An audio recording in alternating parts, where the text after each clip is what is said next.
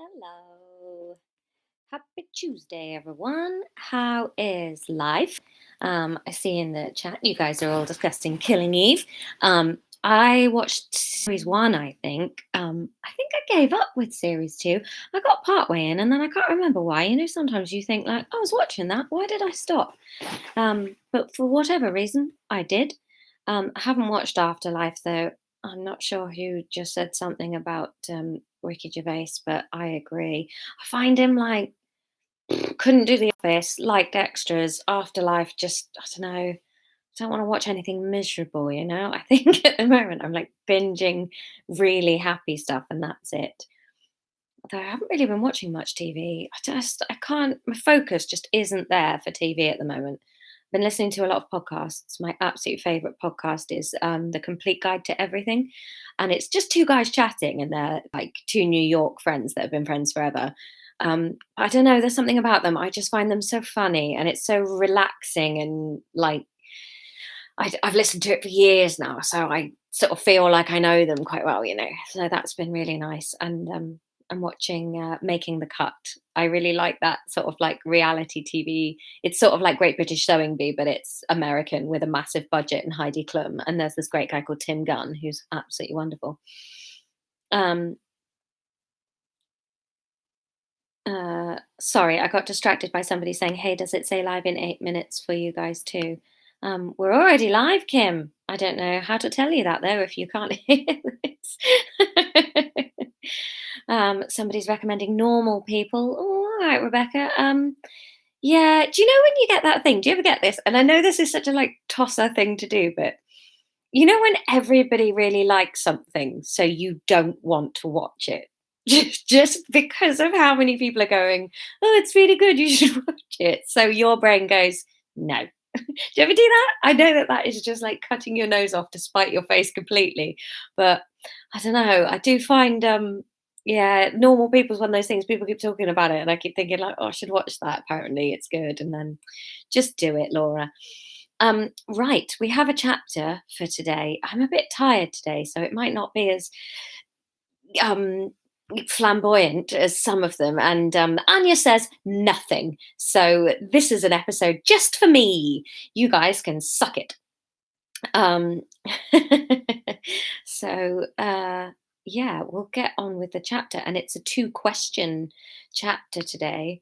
I wanted to give you my announcement today, but unfortunately, it looks like I don't really understand it, but it looks like the press release is done, but the announcement hasn't been announced.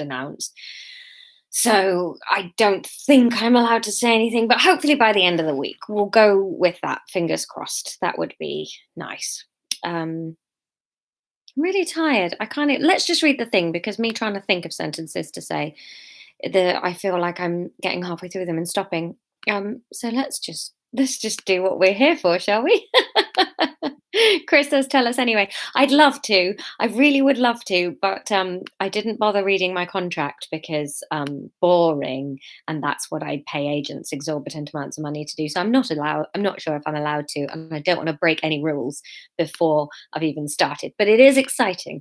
But I promise the day I can tell you, we can have a little. I'll tell you in advance to bring fizz. Right. Let's read today's chapter. Emma woke up and every single part of her body felt dry. Her brain felt dry. She pictured it there in her skull, all shriveled and papery. As she rolled over to look at the alarm clock, she felt her brain thud across into her ear. She groaned. Her eyes felt dry and her mouth felt extremely dry, but somehow also inflated.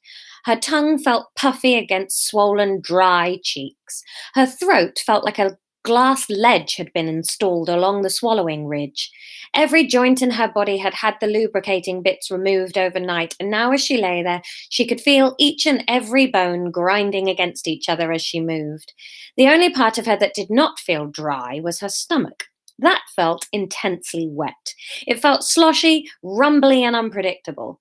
She thought about just lying very still until a death happened to one of her vital organs and she was allowed to follow it to a happier place in another realm. As she lay there, wishing for either more sleep or for a magical ghost butler that could bring her water, her brain began to fizz back to life, and she replayed the night before to herself behind her eyelids. As far as she could remember, she hadn't been too embarrassing or ridiculous. She remembered having a great time, and then the overpowering sourness creeping into her stomach and spoiling her view of the proceedings. You were jealous of how well Jack and Anya were getting on, she kept trying to tell herself. But every time the thought popped up, she would think something else loudly over the top of it before she could get to the end. I don't want to think about that, she snapped angrily, frowning, and then regretting the frown as her forehead complained at the disturbance. She rubbed it with a quivering arm and marveled at how her skin was managing to be both oily and crispily dry at the same time. You should think about it, though, the voice was persisting. Otherwise, we can't deal with it. Do you have a thing for Jack? Emma relented and lay there in the bed thinking about it. Did she have a thing for Jack?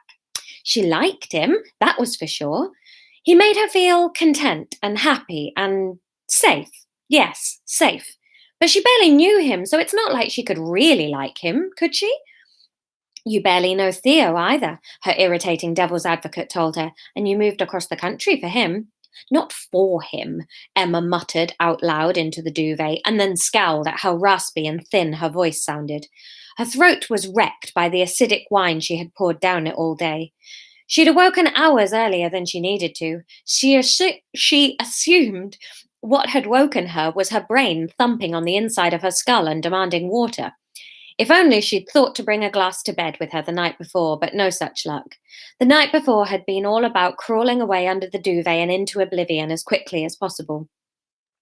She slid out of bed and swayed at her first attempt to be upright. Today was going to be tough.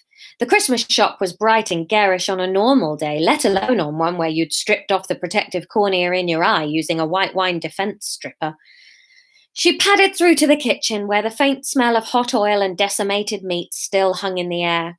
The thought of Anya cooking in here made her feel surly and small. She filled a glass with lovely, delicious, life-giving cold water and sat down at the table to have a think. Are we really going to ruin the start of a brand new friendship with a bizarre jealousy for a man you're not even that sure you're jealous over? She considered how she felt.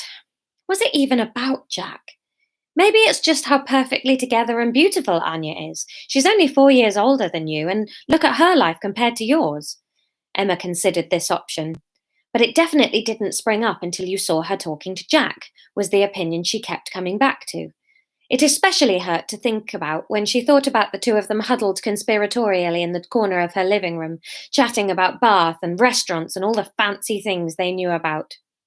But maybe it was more just anyone having attention lavished on them when you don't have someone doing that to you.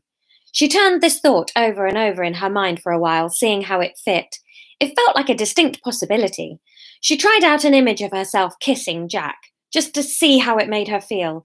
But every time she got to the point where their lips met and she was thinking about kissing him, he faded out of her imagination and her inner cameraman wouldn't play ball. He kept panning away and she couldn't think it through. Emma drained her water and then poured herself another one. She really hoped this water was going to stay down. Emma hated being sick. Who didn't? She hated that burning feeling in her nose. She wandered through into the living room looking at the debris from the night before. There were discarded half-full takeaway containers strewn across the living room, and on the floor, where she had been sat, there was an entire unopened tub of Ben & Jerry's, presumably melted.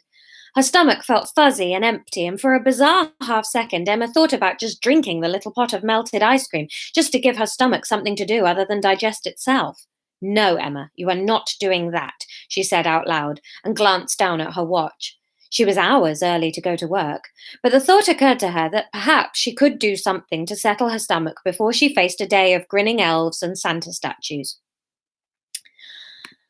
Whew. A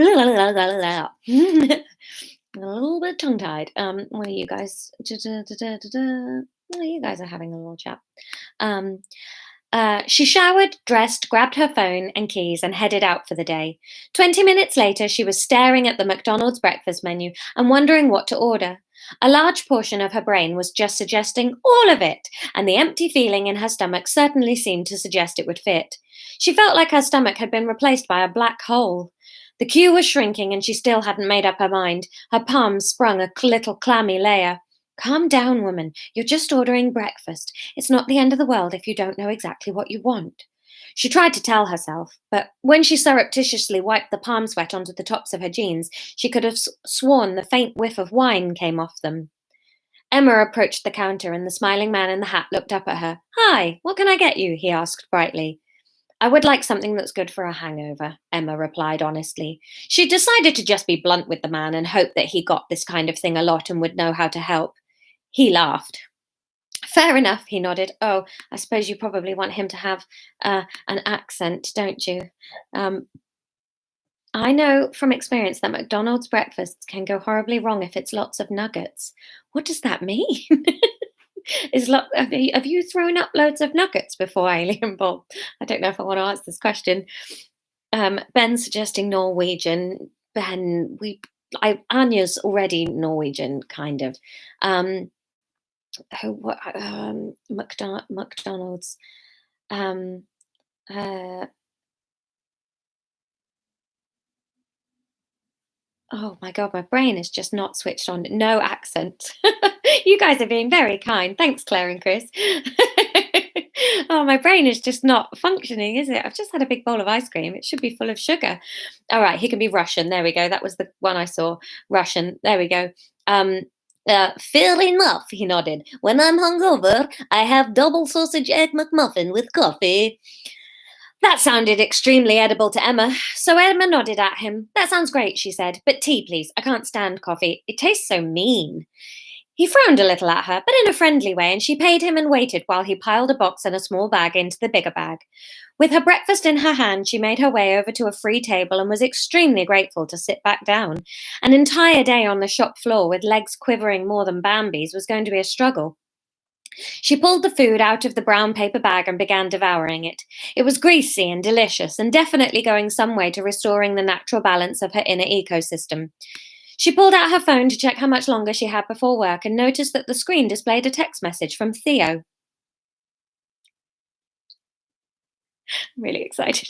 Imagine the comments are going to go crazy in a second. She sat on the plastic seat and stared at it in shock. Her mouth was half full of unidentified mush, but she entirely forgot about chewing, blinking, breathing, or functioning. A text message from Theo.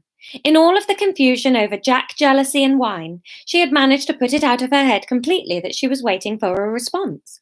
Yet here it was, a full week later. She prodded a greasy finger at the screen, leaving a sliding trail of muffin slime across the cracked surface. Her finger, I'm just watching the comments. Her finger was too mucky from the burger for her fingerprint to unlock the phone, and so she slammed in her passcode, leaving 4 pudgy circular splodges of oil in a pattern on the surface. Uh-oh.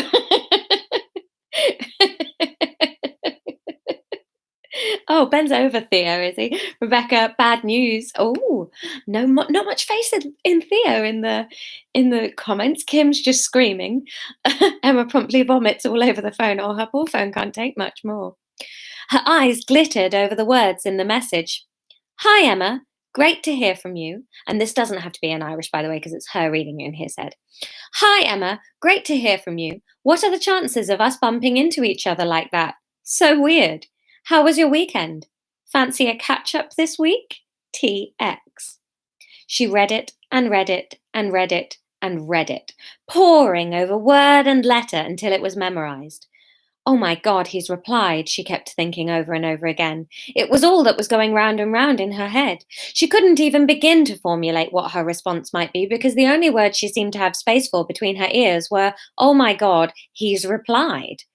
A full 15 minutes later, she came to and realized she had gone from having copious amounts of time to get to the shop on copious amounts of time to get to the shop on time. That's a terrible sentence. To being in very real danger of being late. She took another bite of her breakfast, but as the heat had drained out of the little bundle of fat and carbohydrates, so had any semblance of it being delicious or even edible. She gave it an astonished look to check it was the same item she'd been eating back in the past where it had been delicious and hot. It definitely was. She weighed up, though, whether she would like to go back to the past and have that hot, but be back in a world where Theo had not replied, or be here in the now with a cold breakfast but a solid, exciting text message that asked her if she would like to catch up with Theo. Emma knew the answer without even having to argue with herself. She threw the rest of the breakfast into the bonfire that was her hangover and headed out of the door to the shop. She'd have loved to have hurried, but the wonky, unbalanced feeling in her head and stomach were not allowing her to move at pace, and so she had to take her time. The phone burned in her pocket as she made her way delicately to Fiona and the shop. And I'm going to leave you on that cliffhanger. Doof, doof, doo. Do, do, do, do, do, do, do. Chris wants to just delete the text message from Theo. Yeah, right. Lisa says her jaw actually dropped. Such a soap opera, Emma's life, isn't it? Kim, no, he just wants something. Only reason to wait a week. Maybe he wants to love Emma because he's a really nice guy and they're meant to be together. Ben doesn't trust Theo. London Calling is looking at my lipstick. I just threw it on because I looked really washed out and the light in here isn't great, so I went for it. I'm surprised it's not on my teeth. That's my usual trick. So, gang, you've got 2 questions today. It's a 2-question day. Your first question: who else is at the shop when Emma arrives for work? There's going to be somebody there with Fiona. Is it going to be Norman? Norman's wife? Simon? Or Jack? Those are your 4 choices for who is in the shop with Fiona when Emma arrives. Norman, Norman's wife, Simon, or Jack. That's a fun noise, isn't it? And your other thing that you guys can decide on is, does Emma suggest to Theo that they, 1, have dinner, nom nom nom nom nom nom nom, 2, go for cocktails, or 3, do whatever he wants to do? Those are your options for Emma responding to Theo. There is no option for you guys to just delete the text message for Theo or for her not to reply. She is going to reply. She is going to be up for meeting up with him, but you can choose what she suggests. So, who else is at the shop when Emma arrives to work? Norman, Norman's wife, Simon, or Jack? And does Emma suggest to Theo that they have dinner, go for cocktails, or do whatever he wants to do? Those are your choices. It was ever so helpful to me that you guys voted like straight afterwards last night. It just meant I could go to bed. Was that a gunshot? Oh, did I hit the microphone or something? I don't actually know where the microphone is on this computer, but I might have bashed it on something. Yeah, if you don't mind voting sort of as soon as the video is posted, that would be super helpful because it just meant I went to bed with the ideas flowing rather than trying to do it in the day. So there you go. Get voting. Don't forget to like the video and subscribe and all that stuff. And if you're voting on catch up, do vote. You're very welcome to. So there you go. Have a lovely day, Southern Hemisphere. Have a lovely night, Northern Hemisphere. And is that how time works? No, I don't think it is it? Anyway. Well, enjoy your time. There you go. And I'll see you tomorrow for some Wednesday fun. Bye.